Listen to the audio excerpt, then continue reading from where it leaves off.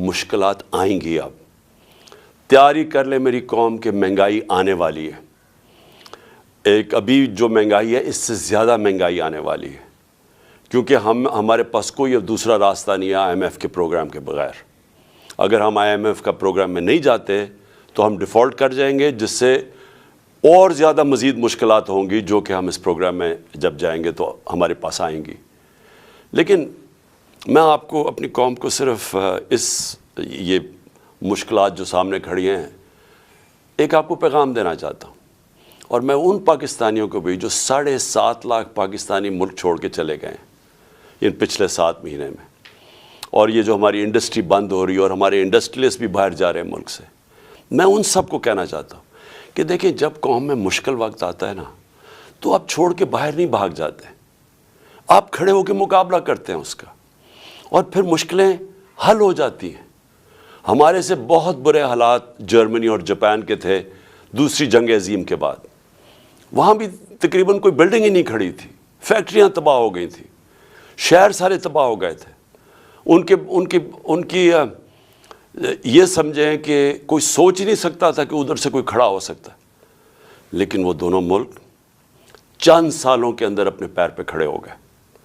اور وہ کیوں کھڑے ہوئے؟ کیونکہ دونوں قومیں تھیں, انہوں نے بحیثیت قوم مقابلہ کیا. مشکل وقت کا قومیں مقابلہ کرتی ہیں. یہ نہیں ہوتا کہ جب مشکل وقت آتا ہے تو آپ ملک چھوڑ کے باہر بھاگ جائیں. تو میں اپنی ساری قوم کو کہنا چاہتا ہوں ہم نے مل کے اس کا مقابلہ کرنا ہے. یہ جو ہمارے اوپر چور مسلط کیے گئے ہیں ان کا ہم نے مقابلہ کرنا ہے. ہم نے باہر نہیں بھاگ جانا. میرے اوپر ہر دوسرے دن کوئی نیا کیس آ جاتا ہے, کبھی ڈسکوالیفائی کریں گے, کبھی اس کو نکال لیں گے, کبھی جیل میں ڈالیں گے. میری لوگوں کے اوپر کیسز ہیں, تو کیا ہم ملک چھوڑ کے تو نہیں باہر بھاگے؟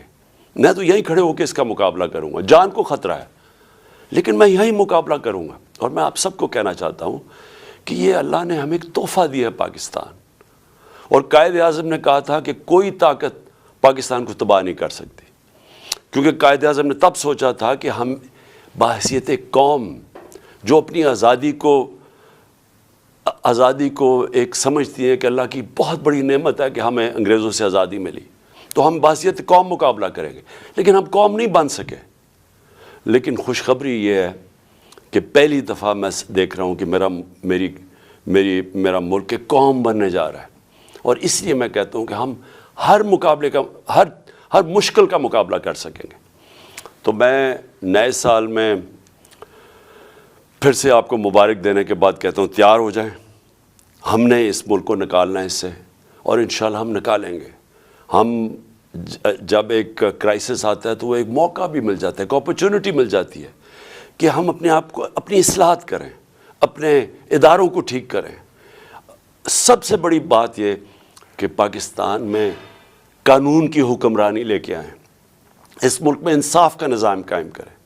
اور میں سمجھتا ہوں کہ اگر ہم نے جو اگلے تباہی آ رہی ہے راستے میں, اس سے صرف نکلنے کا ایک کام ہے کہ قوم ساری کھڑی ہو جائے کہ ہم یہاں عدل اور انصاف چاہتے ہیں. ہم طاقتور کو قانون کے نیچے لینا چاہتے ہیں. جو اللہ نے قرآن میں کہا ہوا ہے کہ سب سے زیادہ ضرورت ایک ملک کے اندر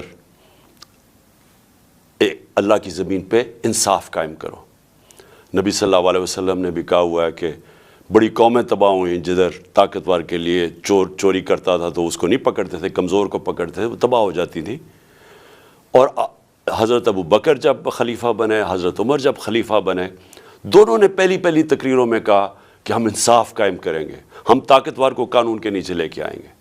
تو یہ ہم ساری قوم کو فیصلہ کر لینا چاہیے کہ اگر ہم نے اب اس میں سے نکلنا ہے, قانون کی حکمرانی ہوگی. جنگل کا قانون نہیں ہوگا جو آج پاکستان میں ہے کہ طاقتور چوری کرے اور معاف ہو جائے اور بیچارے غریب لوگ جیلوں میں ہوں, اور وہ چوری کر کے باہر پیسہ لے جائیں اور ہمارے پاس کوئی طریقہ ہی نہ ان کو پکڑنے کا.